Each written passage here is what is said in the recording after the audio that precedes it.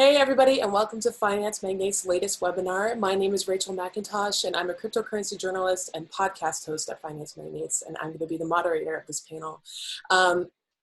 This panel today is entitled Safe Havens, Speculation, Salvation, and the Future of Bitcoin. I'm so excited to have here with me today some of the crypto industry's top thought leaders and experts. We have Darryn Pollock, who's Huobi's chief and oh my gosh, okay, let me start that over. We have Darryn Pollock, Huobi's chief communications analyst. Thank you, Darryn, and sorry for messing up your name. Kyle Samani, who's the co-founder and managing partner at Multicoin Capital. Nischal, Shetty, who's the founder and chief executive of WazirX. And Diogo, who's the co-founder and president of Anchorage. So our discussion today is going to focus on the impact of coronavirus and the public perception of Bitcoin, as well as the economics effect on Bitcoin. So as we know, the fallout from the coronavirus has been felt far and wide, and many of our perceptions of the systems and structures that we rely on every day of our lives have been irrevocably altered. The economic fallout from the coronavirus may have also shown the world some uncomfortable truths and some unprecedented revelations about the Bitcoin network. So after our discussion, the floor is going to be opened up for questions. We'd love to hear from you during today's presentation. So if you have a question for our speakers at any point during this webinar, please feel free to leave us a comment. And if we don't get to your question today, we'll do our best to follow up with you afterward. The quick FYI, the webinar will be available on demand after this live session today. So if you miss anything, don't worry. We'll be sending around the on-demand recording when it's available. You can find today's panel and other related content, including blog posts and other upcoming webinars that we have. Last but not least, sharing is caring, as you know. So we'd like to encourage you to share today's webinar through your social networks. Without any further ado, let's get this conversation rolling, and I'm going to ask each of the panelists to introduce themselves a little bit more thoroughly, starting with Kyle Samani. Hey everyone, thanks so much for having me on. Really excited to be here. My name is Kyle. I'm a co-founder and managing partner at Multicoin Capital. We're an investment firm based in Austin, Texas. We also have a presence in New York and in Beijing as well. And we invest exclusively in the crypto ecosystem. We invest all the way in both private markets and public markets, all the way from seed all the way through Bitcoin and everything in between. We invest in DeFi, we invest in Web3 infrastructure, we invest in market infrastructure. If it looks or smells like crypto, we certainly want to take a look at it. And we love investing in all kinds of weird, awesome stuff. Oh, awesome, thank you so much, Kyle. Next, I'd like to move on to Diogo. Hi everyone, thank you for having me on. My name is Diogo, and I'm the co-founder and president of Anchorage. Anchorage is an institutional platform for other institutions to be able to participate in crypto.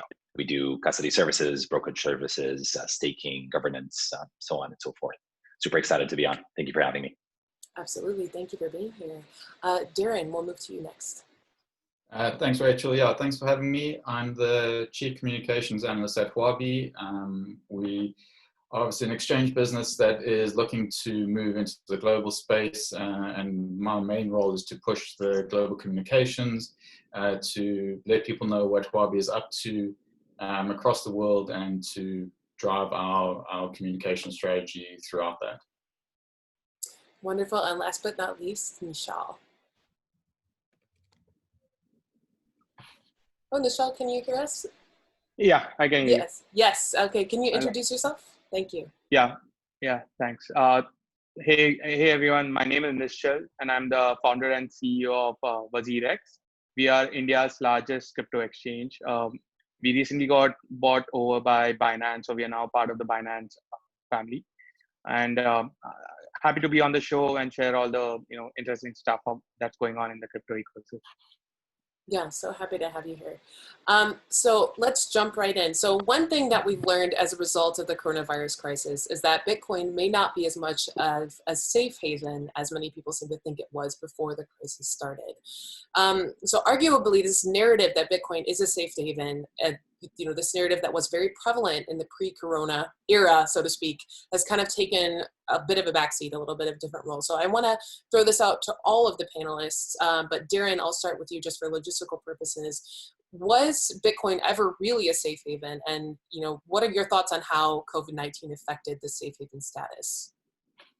Yeah, Bitcoin might not be a safe haven asset in the traditional sense, but it does offer unique advantages compared to government issued currencies and other traditional assets. For example, one of the main value propositions of Bitcoin is its decentralized nature. It makes it less vulnerable towards geopolitical risk and central bank monetary policy measures, which we're seeing a lot of at the moment. But it's not to say that Bitcoin is completely immune from these economic volatility that we see. But there isn't really a direct cause and effect between the relationship between Bitcoin and any other one nation, which means it can act as a hedge against government-driven economic risks like inflation and even currency devaluation, which we still need to see if it's going to come into effect with this pandemic. The idea of Bitcoin as safe haven within the context of this government-driven economic intervention, it's definitely become more prevalent during COVID-19 in an effort to stave off the recession and stabilize economies that were decimated by this pandemic. Central banks around the world, they've resorted to these aggressive measures, quantitative easing, printing of trillions and trillions of dollars, and artificially driving down interest rates. But if inflation is looming like many expected, more people are going to start seeing Bitcoin as one way to hedge against it. What comes through 2020 and beyond, it may not be that Bitcoin is that traditional safe haven asset that we've seen before, but it is a new way that our investors might start to look to diversify their portfolio and even find a better hedge than what was available before COVID-19. Absolutely. Kyle, what are your thoughts on this? Yeah, so Bitcoin has been traditionally uncorrelated. If you look at any kind of rolling 90-day correlation on Bitcoin between 2011 and 2020, correlations were more or less zero over that period, and they spiked up to be pretty high around mid-February or so.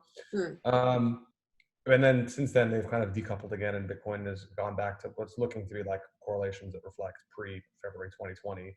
So I think the biggest takeaway is that just in a flight for liquidity, people want to sell all assets for USD, or they want to sell whatever assets they have for whatever their loans are denominated in, which around the world, I think USD is something like 60 or 70% of the total loans are denominated in USD. So I'm fairly sure the data just kind of supports that theory with pretty high probability. And so I look at well, I hate to call February and March a fluke. That seems to be what we're seeing kind of bear out in the data. Okay, definitely. Diogo, what are your thoughts? I think it's, if we look at gold, it had a similar behavior. And so I think all we know is that during a pandemic, all assets seem to be correlated on the way down. And so I think that's a lot more indicative of a liquidity crunch than it is indicative of Bitcoin somehow losing the status of safe haven. And as I said, gold had a similar behavior. So I think the liquidity crunch is an explanation that could actually justify that. And I think, like Hal is saying, there's been historically an asset that has been uncorrelated, and it has since decoupled. Absolutely. Nischal, how about you? Yeah, see, I think, I have a bit of if you look at the history of Bitcoin, it was made just after the whole financial crisis was probably, ending back in 2009. And this is probably the first time that Bitcoin's experiencing what it was supposed to experience. And we are still not out of it. We're still in the middle of this whole economic turmoil that's just about to happen. I don't think it's happened. I think it's about to happen in the next several months. And it'll be interesting to see how Bitcoin correlates. But the last few months, it has shown that the market's still understanding what to do. Because if you look at, let's say, traditionally what happens when there's a financial turmoil, your securities and your fiat, they start losing value. People move on to gold because this is what everyone knows. This is the herd mentality. We've always experienced, we always know this is what has to be done when there's an economic crisis. But nobody knows what's to be done with Bitcoin when there's a crisis. Are we supposed to go into Bitcoin? Are we supposed to get out of it? And I think, right now, everyone's still learning.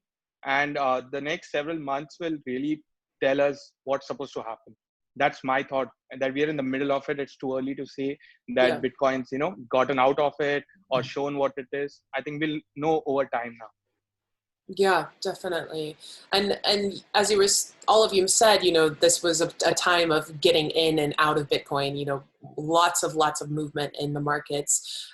So Kyle, as you know, there was, sort of a lot of infrastructural issues in the cryptocurrency world in particular that resulted from these massive spikes in trading volume and in some cases flight from exchanges. What do you think are the most important things that we've learned about the Bitcoin exchange and sort of trading infrastructure as a result of the coronavirus and all of this economic fallout? And where do we need to improve as an industry? Yeah, so I wrote kind of a two-part blog post in the wake of Black Thursday back in March, and I kind of in that post kind of highlighted what caused the market to respond in the way it did, and there were some pretty clear structural kind of problems that basically market kind of structure failed. Yeah. The most notable of which is probably BitMEX, just the liquidation engine just kind of fell apart at the worst moment. So the kind of most obvious, I think, large thing to be addressed is just better liquidation engines on the major derivatives exchanges. There's all kinds of kind of proposals out there on how to do this. We haven't yet seen any of the major exchanges, I think, make a big jump forward in this space. But I would love to see major exchanges, instead of just doing market buys or market sells on their own order books, if they would just quote market makers and say, hey, look, let's ping 50 of the top market makers and say, give me a quote for X amount of BTC or whatever, you've got 2 seconds to respond, right? Like if they can just do that in a systematic way, they can at least bridge liquidity from all the other major exchanges and prevent these kinds of cascading liquidations. And so I think on just a purely mechanical basis, that's probably the easiest fix. My guess is the exchanges haven't done, like they know they can do this and they haven't because they want to keep the trading volume on their own exchanges. And so you have kind of a classic. Right. Okay. I see what you mean. Yeah, kind of a classic problem here. So, and the exchanges, like we know, don't cooperate with each other. Like these guys are all mortal enemies. And so that's probably the biggest like logistical challenge. I think beyond that, the other thing that we just really need to see is we need to see much better payment rails. The Bitcoin blockchain was completely congested and didn't work. Ethereum was completely congested and didn't work. And so people can't move collateral around between these exchanges. I think the idea that what we have now is going to power the global financial rails is kind of silly. I think we're off by at least 4 or 5 or maybe 6 orders of magnitude in terms of like what you need for kind of throughput in these systems and latency to like really build the global financial systems. And so we're pretty excited about some of the new layer 1 and layer 2 scaling technologies that help you get there. Because if on one day, like these systems all came to a halt and the market fell apart, like just as you add more capital and more participants into the system, all of these problems will get exacerbated. And we just need much better payment rails. Right. So Darryn and Nischal, how about it? Are you guys mortal enemies? Is this the truth? It's an interesting one because, yeah, there's obviously the tribalism that's so prevalent in the cryptocurrency space, and that then extends to different exchanges, different services. But I think within the actual exchange businesses, the mortal enemy role isn't really there, and it shouldn't really be there.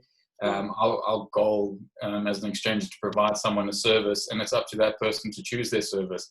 If we're trying to fight with other exchanges, it's wasted energy. If we are trying to put the input into what we can offer someone, and it suits them better than another exchange, then so be it. There's no point in us running down another exchange for the sake of it. The cryptocurrency space is still too new and still needs too much more energy put into it to really be bothering about that kind of thing.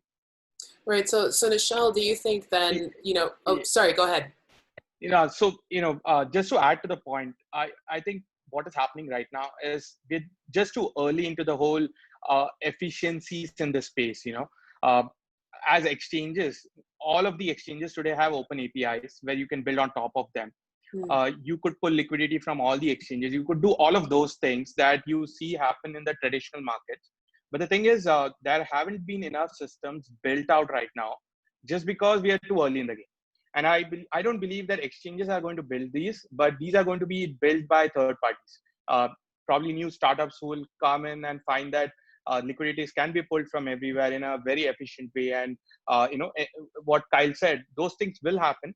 And I don't think exchanges really need to get in together. They could just run independently, but there would be systems built in between by external parties, which would bridge this gap that exists today. So I just think it's just too early in the game for these things to happen. That's the only problem right now. Yeah. Diogo, I also saw you nodding your head a lot, especially when Kyle was talking. What are your thoughts about this? I think one of the ones that we saw was exactly what Kyle described, which was if you have collateral and you have a margin loan, and all of a sudden the collateral value is just dropping significantly, and you have a very congested network, and it takes you 24 hours, 12 hours to get funds out of your custodian to actually re-up the collateral, then this is obviously not a sustainable way of actually doing business. So we saw a lot of those issues, and we actually saw a lot of clients coming to Anchorage because they had those issues in other places. Okay, very interesting. So let's switch gears a little bit. Nischal, I want to start with you for this next question. So, in addition to these infrastructural issues that we saw sort of popping up as a result of the coronavirus and all of the economic fallout, we've also learned, a lot of things about sort of the psychology of cryptocurrency traders and investors and how cryptocurrency is perceived. So, based on the trading behaviors that we've seen in the wake of the coronavirus, what have we learned about the ways that people engage with and perceive Bitcoin? The last few months, at least in terms of India as a country, because we're from India, we see what's happening in the Indian market, is that the lockdown, I think the most profound effect that the lockdown has had on the Indian ecosystem is that more and more people are getting aware about Bitcoin. And why is that? Is because when you're at home, what do? You spend most of your time on the internet, Right. and you're probably searching for new stuff because you're bored, and you come across something called as Bitcoin, where you can sit at home and probably invest, and you can open an account all virtually. So we've seen a ton of people entering into the whole crypto ecosystem out here. Like our signups have tripled in just a couple of weeks after the lockdown. We saw our signups tripling, our volumes increase, and that's purely because of new investors coming in, and that's because they're hearing about this investment option called as Bitcoin from their friends and people around them. Now that the lockdown is there, they have the time to research and understand and get involved. So I'm seeing a lot of positivity for Bitcoin in this lockdown out here at least. Okay, so Darryn and Diogo, have you also seen an increase in signups on your services, or what have you observed? We've noticed a lot in terms of institutional interest. We looked at the kind of institutional interest we had in Q4 of last year, and it was probably sitting between 12 and 16% for derivative trading markets, especially. And then what we've noticed, even after March or just through March, we saw as much as 40% of our traffic on derivative markets was coming from institutional buyers.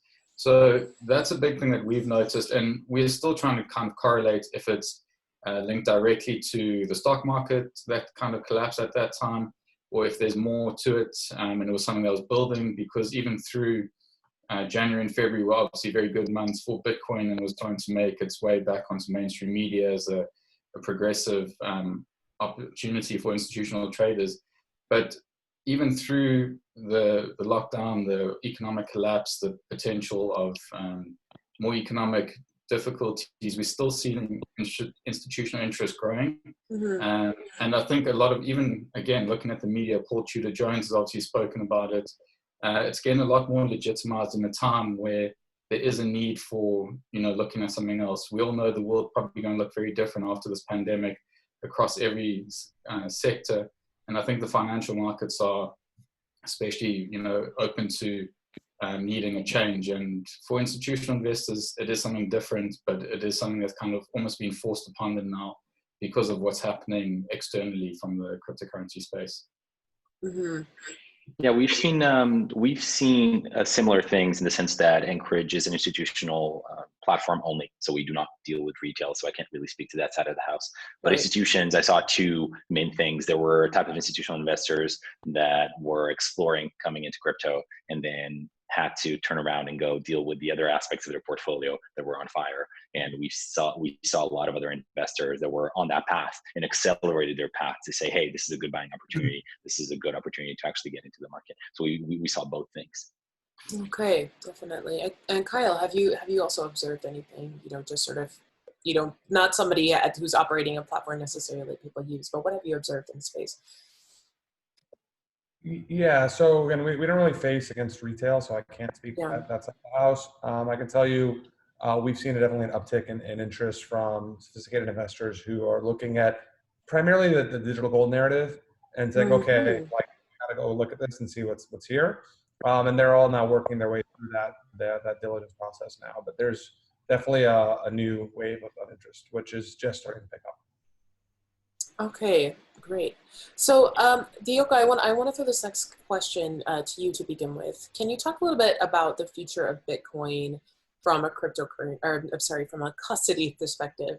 How has custody improved, and how can better custody be used to make the experience of using and holding Bitcoin better in the future? I think we've alluded to it a few minutes ago. One of the aspects that was immediately obvious on Black Thursday were these these just underlying market failures that were exacerbated by the fact that still today, the platforms that institutional investors are using and institutional investors are the ones that are the most exposed to being liquidated. Because they're using collateral to ask for margin or to leverage their investments. And we saw a lot of issues with specifically COVID, two types of investments, two types of issues. One of them, it comes from the fact that there's a congestion of blockchain, in this case, Bitcoin, and there are custodians or market participants that don't allow you to move your assets fast enough for you to actually post more collateral. And so not get liquidated. That is one issue. The other issue was even on the custodians themselves and on the way that people usually operate. By and large, the market, it's a little bit different now, but as of a year ago, there was still this meme of cold storage narrative, which I personally affectionately call pirate custody, where people are storing these keys and treasure chests and bury them in islands somewhere in the Caribbean. And one of the issues is that in a COVID world, where your employees cannot go to the office, they cannot access these vaults, they cannot go to banks, they cannot be together assembling these keys and actually participating in these ceremonies. How do you access the funds if that's what you've done? If what you've done is physical security as a proxy for digital security, and now you can't assemble in person and you can't stay closer than 6 feet apart, how do you do it? And the answer is you don't, or you take way, way, way longer to do it. So that further exacerbated the lack of technology sophistication from a lot of the players in the market, exacerbated these issues quite significantly. And post-COVID, we saw a lot of clients recognizing, for example, that our platform did not have these issues and did not have this human-based component that was actually holding them back. And so we saw an uptick from clients from that. So for me, it's also hard to say if the institutional uptick comes from the fact that the current markets have failed and people are looking for something better, or a lot more interest in the space itself.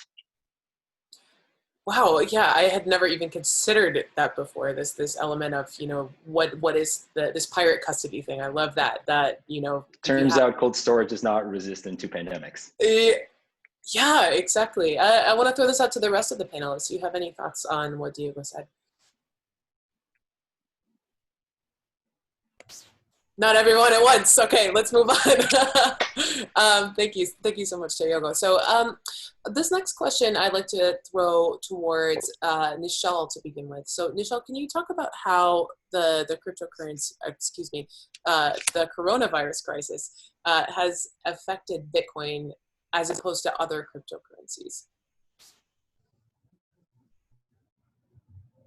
I'm not able to hear you, Rachel. Oh, can you repeat the question again? Yes. Okay. Can you hear me now? Yeah. Okay, great. Sorry about that. My question was, how have the effects of coronavirus affected Bitcoin as compared to other cryptocurrencies? Have the effects been somehow different? Have they been similar? What's the deal? See, I think when you think about Bitcoin versus other cryptocurrencies, there's a big difference because Bitcoin is it's more about trust in the network that everyone places, as against most of the other cryptos that are probably reliant on utilities and stuff around the projects that are building them. So when I look at Bitcoin, and when the rest of the people, they see a way for them to probably park their money in a safer asset class today when there's a pandemic. But I don't think you can necessarily say the same about all the other cryptocurrencies. And I wouldn't go there because they are completely dependent on the use cases that they're built for. If those use cases have seen an uptick in this pandemic, probably those cryptocurrencies will go up. But think about Bitcoin. The fact that it's a deflationary currency or a store of value, and there's so much of fiat being printed globally today because of this whole crisis, that people have started understanding what an inflationary currency can do to their wealth, and how they can use Bitcoin as a way to escape this. Because today, if you're sitting with fiat and you do not want to participate in the inflation that's happening, one option that you have is Bitcoin. Mm-hmm. And this is seen as, otherwise think about the pre-Bitcoin era, you could probably go to gold, but there's nothing apart from that. There's nothing purely digital as an option for you. And today you have this option that, no, I don't want my fiat to be, going through inflation or my value to be reduced. So I'll probably move on to something else. But today, globally, people have this option of going to Bitcoin. Doesn't matter what part of the world you're in. If you do not want to be part of the inflation, just move to Bitcoin. And that's a narrative that's going across everywhere now because of this whole pandemic. And, the currency printing that you're reading about everywhere, people are just getting more aware about that fact. Right. Yeah, there has been sort of a lot of discussion about, Bitcoin being a non-inflationary currency in the face of all this quantitative easing and all the stimulus packages that we've seen from the Fed and elsewhere in the world. I want to ask Kyle about this as well. I mean, what do you think about this comparison, of Bitcoin as a quote unquote non-inflationary currency versus, the USD? Is the USD in for a lot of inflation, and could that drive more people into Bitcoin or other cryptocurrencies?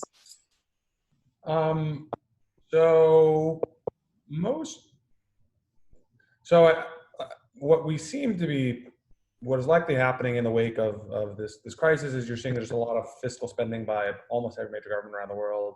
Euro, yen, China, Russia, US. Mm-hmm. I'm not familiar with the Latin American country policies or Southeast Asian, but I'm assuming you're seeing similar behavior there because everyone's budgets are all screwed up. And so every government's being forced to inflate their currencies to pay for the spending. Right. So if all fiat currencies are all devaluing against each other, then actually they end up doing kind of sort of nothing. And so what you may end up relative to one another, at least. So what you may end up seeing is just people who are scared in like countries that have less trust in their fiat, let's say whether it's Argentina or Africa or Southeast Asia or whatever. It's very likely you see those people say, hey, we're on the slippery slope to very bad historical precedents. And so let's get out of whatever our local currency is and go for dollars, because dollars are just perceived as much safer. And so ironically, like you could see the money printer go burr beam, be very factually correct. And you could actually see dollars not inflating, but actually deflating because there's so much demand for dollars. I think that's probably the highest probability outcome over a medium-term time horizon. Mm-hmm. On a long enough time horizon, you get some more concerns about US dollar inflation, but I don't think globally people seriously care about that, at least in a major way. Okay. I mean, even like Paul Tudor Jones is like, I'm putting on a 1% Bitcoin position, not a 20% Bitcoin position. And that tells you kind of like the magnitude of the conviction, right, in the thesis there generally. So for now, I'm not really concerned about mm-hmm. major USD devaluation, especially not against other fiat. Yeah, Darryn, I want to ask you about your thoughts about this as well, and sort of more generally also, what are the changes that you've seen in the discourse more generally about Bitcoin? Has it mostly been focused around this inflationary versus deflationary narrative, or what other changes have you noticed in the way that people are talking about Bitcoin? Yeah, I agree a lot with what Kyle had to say there. The inflation of the US dollar is this big, scary thing that's about to happen is an easy narrative for Bitcoin to jump onto, especially when you start to look at the halving and how it showed that the stock to flow ratio has gone, under, I think it's 50, which represents what central banks would consider to be a normal like level for inflation. So it is easy for something to jump onto and say Bitcoin is the best because it is this kind of asset, but then it comes to differentiating between Bitcoin as a currency or as Bitcoin as a digital gold or as an asset in itself. I think people still invest in the dollar because it's a currency, but it's an investment, but it still has more use cases. So if you invest in the dollar to protect yourself against a failing Argentinian currency, as Kyle said there, you have an investment, but you also have something you can spend very, very easily. Whereas Bitcoin, it's a similar thing. You have an investment which is going to be deflationary technically, but it's not going to be as useful to you. So you are kind of on that more on that gold narrative, and then you have the digital gold. So there is this divide between people saying you have to go to Bitcoin over the dollar because it's the dollar's doomed because of all the printing and all that. I don't see it that way. I think if you're going to invest in Bitcoin because of the pandemic and everything that's happening at the moment, you're doing it for a different reason than you would to get away from the dollar. You're more looking for a change in asset. You're not looking at the stock market or bonds or something like that. You're looking at Bitcoin in that regard. And the dollar will still kind of carry on its way in the same way that Bitcoin's not going to replace the dollar in the next, or probably ever. But they're very kind of separate assets, but Bitcoin gives you another option that wasn't really there before because it kind of sits on the spectrum between the gold and the dollar, I see. Right. Yeah. And speaking of use cases, I mean, have there been any use cases that have come, specifically out of the coronavirus and sort of COVID-19 in general? I don't think so. Okay. I still see it as this asset class that is getting more legitimized by the pandemic rather than offering more opportunity for it.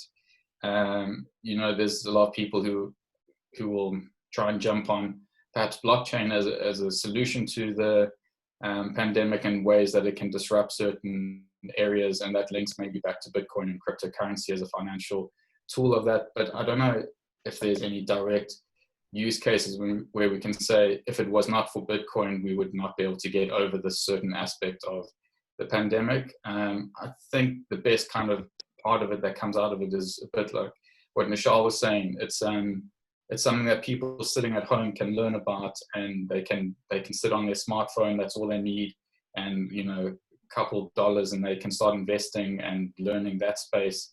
And maybe that leads them to the stock market. Maybe that leads them to commodities. It's that perhaps is what it could be used for going forward. The digital world.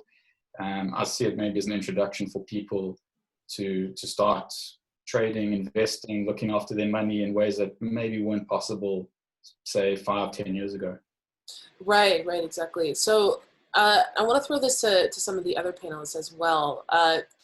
Who is using Bitcoin now, and how do we expect that to change over the next several years? And Kyle, let's start with you. Yeah, so I think Bitcoin today is not a very functional asset. I mean, it's a beautiful rock. You throw it under your bed and then kind of sit there. I don't mean that in a bad way. It's just the kind of simple reality. Yeah, that's just how it is. Yeah. And so, like the primary activity in Bitcoin is trading it because people like volatility and they like to move stuff around and a lot of leverage available. So that's fun. And then the other kind of group of people are, I'll call it medium to long-term buyers and holders, and people who are buying digital gold thesis. That composition is probably over time, in terms of absolute dollar, shifting more away from short-term and towards long-term, which is good for Bitcoin. But I mean, those are the two kinds of groups of people basically playing with the stuff. Yeah. Diogo, what are your thoughts on who's using Bitcoin and how that might change over the next several years?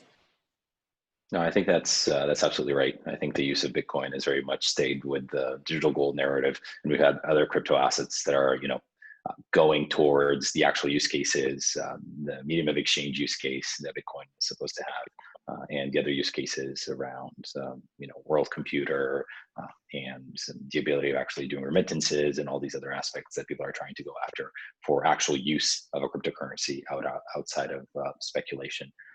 It is unlikely that it will end with Bitcoin, or at least it doesn't look like it's going to be anytime soon.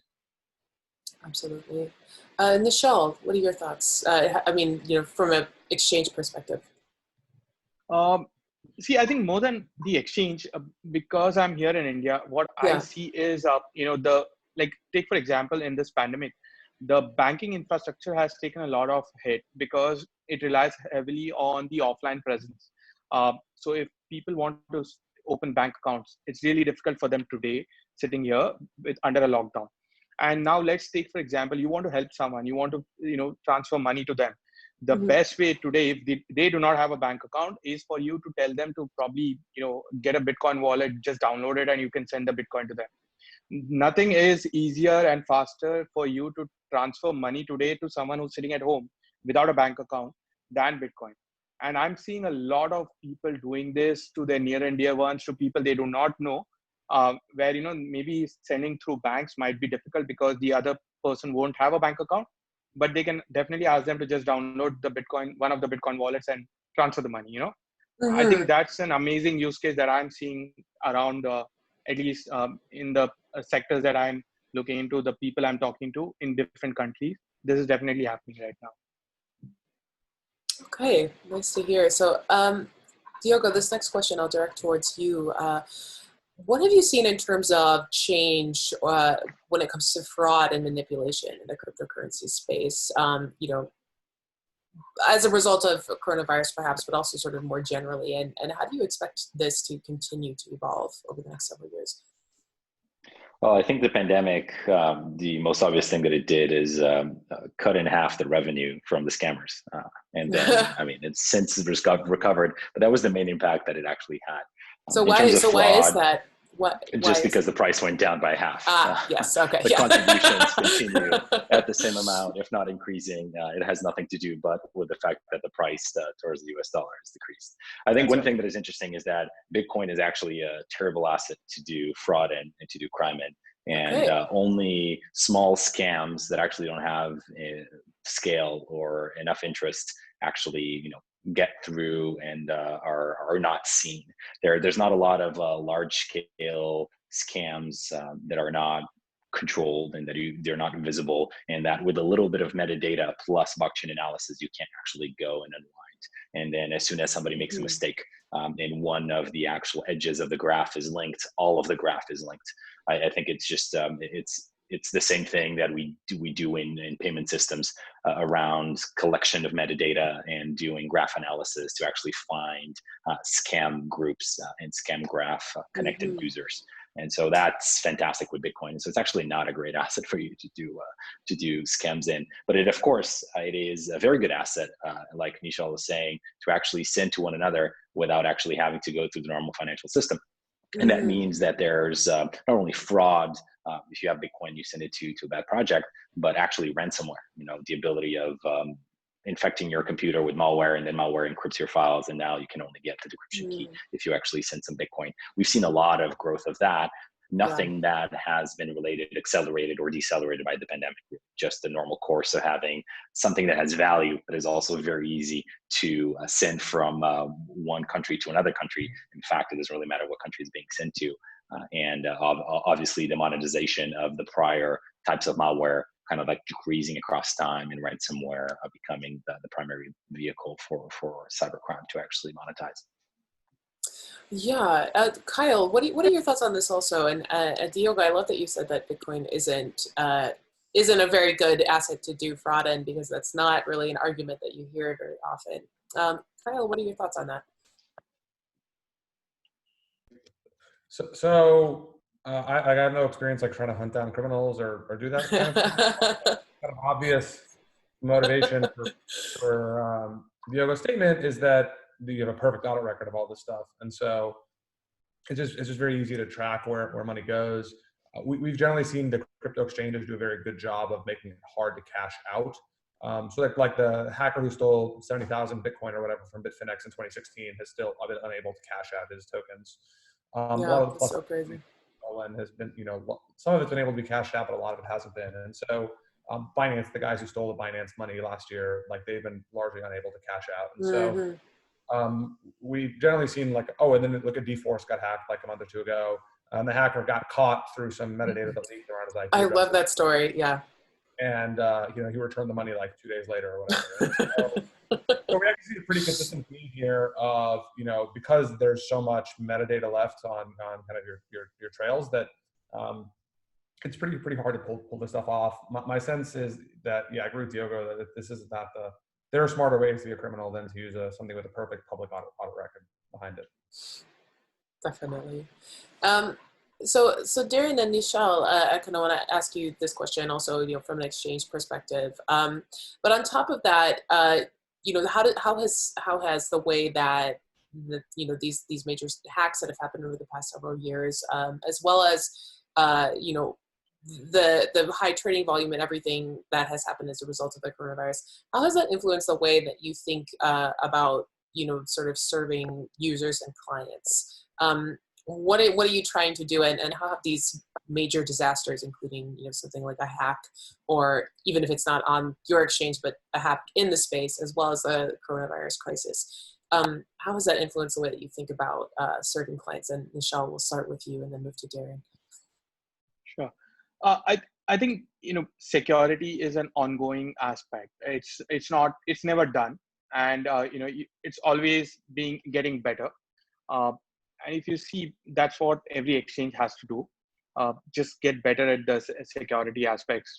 We have these cold wallets and hot wallet concepts, and then we'll have better concepts as we proceed.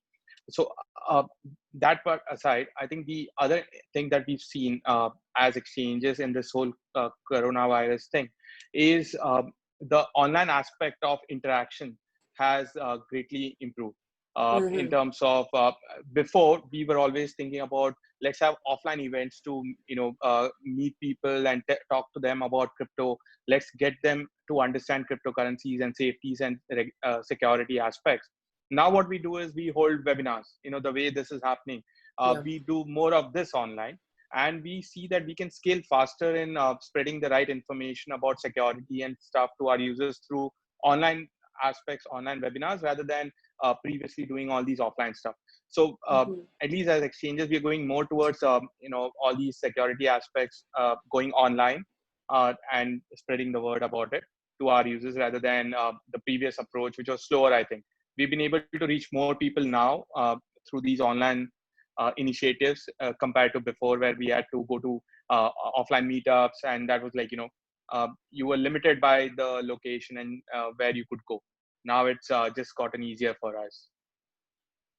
Okay, and Darryn, what are your thoughts on this?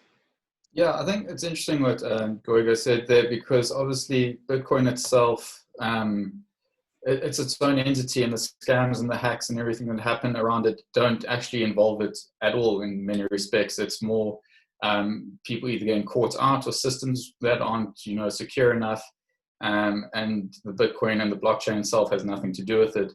But then we know as exchanges that can be one of these people that are caught out. It's very reputational. So Bitcoin, an exchange hack is bad for Bitcoin's reputation, even though it's got nothing to do with Bitcoin. And that's where it becomes important for exchanges like ourselves and anyone working within the cryptocurrency space to try and maintain that reputation. I mean, we've never had a major hack in 6 going on 7 years now, and we also know that if that does happen to us, reputation is shredded almost instantly, because people are so aware and so cognizant that Bitcoin is prone to hacks, but it's not Bitcoin. It's the companies that are working with it, that are supplying the service, that can have these problems. And I think these problems and the reputation that's come about as it is now is because it is still such a young and new space, and such a vibrant and ferocious space. People want to be involved. They're greedy, essentially. They want the money. They want the possibilities of growth as an asset, and they keep a strong eye on it. And because there's such a demand, all these businesses are trying to meet those demands, and perhaps that's where things slip up. And the reputation can get damaged there. So as if you're not in the cryptocurrency space and you don't understand the desire and the hunger and the kind of drive and how quickly things move, you're an institutional kind of investor looking out from the outside and you see all these hacks going on and on, it damages the reputation. But then again, that's not an excuse for what does happen within the space. But I think there's a way to go before things are really sorted. And I mean, like I think Carl was saying, the hacks that are happening now, they aren't as effective anymore because exchanges work together. They, stop the criminals taking their funds out. They make it almost pointless to do a hack because there is so much power that's being discovered within the Bitcoin blockchain that can stop it from being used criminally, and it can stop criminals getting their hands on it. Right, absolutely. We're getting towards the end of our discussion here, so I want to open up the floor for some questions from the audience. First question, I'm going to direct this to Diogo Montoya. Monica. Are we headed toward a cashless society, and will crypto be a part of that? We are, in my personal belief, definitely heading to a cashless society. However, I do think that the pandemic has done more for cash acceptance than crypto ever will. And so I think the contribution of crypto is not really about acceptance. In fact, if I had to, I hate making predictions because I hate being wrong, but if I had to make a prediction, I think the acceptance will continue being Visa credentials. It will continue being the mechanisms that we have today. We have very good mechanisms in form of Apple Pay, WePay, we have Visa credentials, we have all these kinds of systems and all this innovation that is happening on the acceptance side. So the cashless component of can I, or is it easy for me to pay with a mechanism that is alternative to cash is actually being handled very much outside of crypto. I think the crypto contribution is actually how the funding happens. The hard part is that today you still need a bank account to actually link an Apple Pay card and to have a credit card, or to actually start one of these, to have access to one of these mechanisms to actually do cashless payments. And crypto will help with that. The fact that you might be able to, use Bitcoin as the backing for your credit card, or use a stable currency like a USDC or Libra or a Celo, and actually use a Visa credential and swipe in a merchant, and you pay from your Libra and you pay in Libra. That will be the contribution of crypto, will be to actually go further down to the underbanked, allow them to have these types of assets in lieu of a bank account, and then to fund one of these credentials that then will allow them to pay without cash. Okay, and Nischal, I also want to ask you this question. Based on your perspective as a crypto expert in India, what do you think crypto is going to be? What role will it play in becoming a cashless society? See, I think I'm a firm believer that it's going to play a major part, simply because I believe in the ease of access of crypto.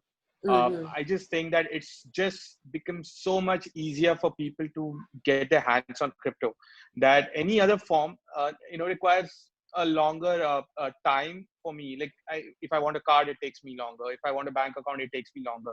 But if I want crypto, it might just be 5 minutes. It's like getting an email address. Everyone has email accounts today. Why? Because it's easy to get access to. So I think in the long term, crypto is going to play a major part.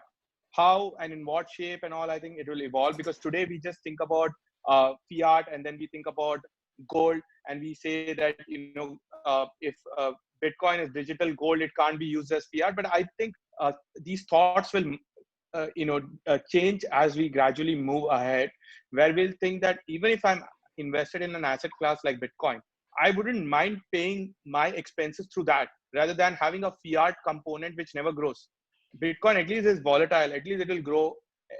Even if it falls or goes down or up, I at least have an investment where I can, it's constantly invested. And if I want to make payments, instead of having cash today, I would just use Bitcoin for payments. I think that thought will come over time. So I'm a firm believer that crypto will be used as, your cash in the future. Okay, thank you so much. So let's move on to another question from the audience. This question is for Kyle Samani. Kyle, is there any interesting data trends that you've observed that have emerged post-COVID when it comes to investing? Yeah, so we track, kind of a lot of the major protocols and usage of them.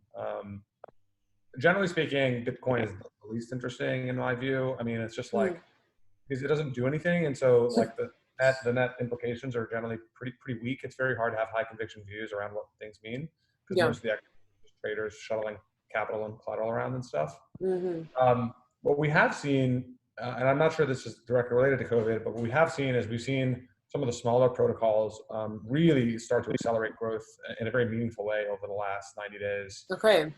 Like the graph has been growing something like 50 to 70% month over month for the last 3 months. I think they're doing about 1 billion queries a month now. So, I mean, there's like real organic demand there. Arby grew 100% month over month in May, and is looking to kind of keep that pace in June as well. If you look at LivePeer launched in January, happened to be very good timing with COVID. LivePeer is a video transcoding platform. And LivePeer right now is running pilots with some pretty large customers. And so I'm expecting they'll kind of publicize the results of those pretty soon. And so we have been seeing, if you look at DeFi, you can see a lot of the stuff around like collateral locked in these systems and whatever. So we can definitely see a lot of these things have been accelerating in a meaningful way. I'd say that things that have been accelerating probably the most have been smaller cap Web3 things, where some of those have been growing consistently 50 to 100% month over month for at least a quarter. And they're still pretty below the radar. So we've been keeping our eye on a lot of that stuff. It's been kind of our largest area of interest. Okay, fascinating stuff. Yeah, looking forward to getting more of those results. Okay, this next question is for Darryn Pollock. So Darryn, from your perspective as at Huobi, is there any particular area of the world that is going to excel in cryptocurrency adoption over the next 10 years? Yeah, I think 10 years is a good point to a good year point to put out there, because I think we'll see waves of adoption. We've seen a lot of obviously financial adoption in terms of people like to invest in it. Institutional adoption is growing as we speak, and it's probably been growing maybe for the last 3 years meaningfully since 2017, and obviously that big spike. But I think that wave is going to send forward the next wave, which relates a lot to what Nischal was saying. And I'm from South Africa originally, and I can see where crypto can play a massive role in third world countries and where there are a lot of unbanked. The idea of people in, I'm thinking within South Africa and the surrounding sub-Saharan Africa, people who live in the rural settings who need to get to a bank. I mean, that's a day's journey just to get into a bank. And then once you're there, you have to provide identification, and they don't have identification. So the whole trip becomes pointless.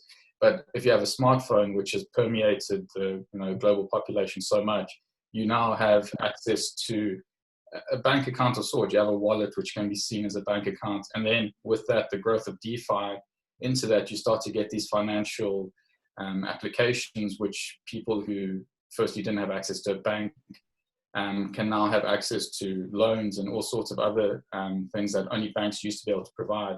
And all they need is a smartphone. There's no need for identification. There's no need for proof of address, or even being able to get into a bank to withdraw fiat currency. It can all be digital. It can all be smartphone.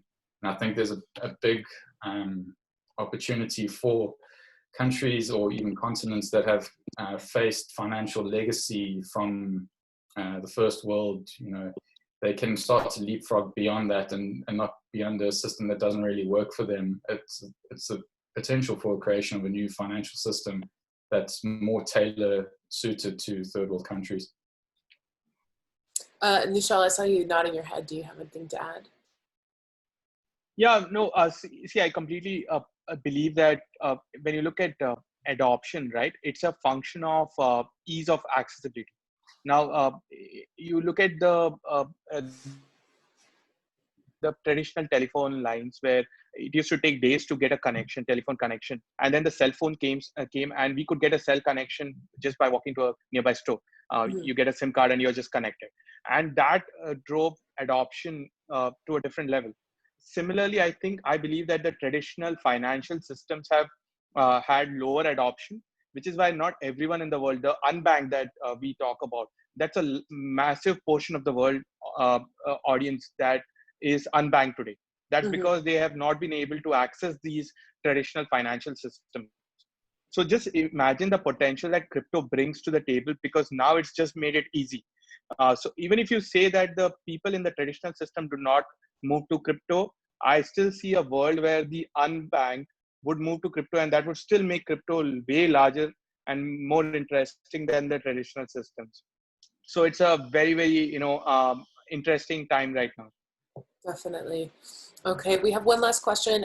Let's do sort of a lightning round here. We'll go through all the panelists. So the question is, do you think the heightened levels of volatility in crypto will persist after lockdown measures ease? And Diogo, I know you said you hate making predictions, but I'm going to direct this to you first. If the question is if Bitcoin will continue to be volatile, I think the answer has to be yes. Yeah, absolutely. Kyle, what about you? Yeah, I don't know much to add. I agree. People like to think there's plenty of leverage in the system. Exchanges make it easy. It's going to keep happening. Yeah, absolutely. Darryn, how about you? Yeah, volatility for Bitcoin is the double-edged sword. If it wasn't for its volatility in 2017, we wouldn't be here. And at the same time, it annoys and destroys a lot of people's investments. But then we have stable coins, which can kind of, counteract that. So volatility will continue because people want it, and those who don't want it can always go to stable coins. Very true. Yes. Nischal, what do you think? Yeah, I mean, everyone has to say yes to this. But the fact that we are so early in the game, I mean, look at the number of people who own Bitcoin. It's a very small fraction today.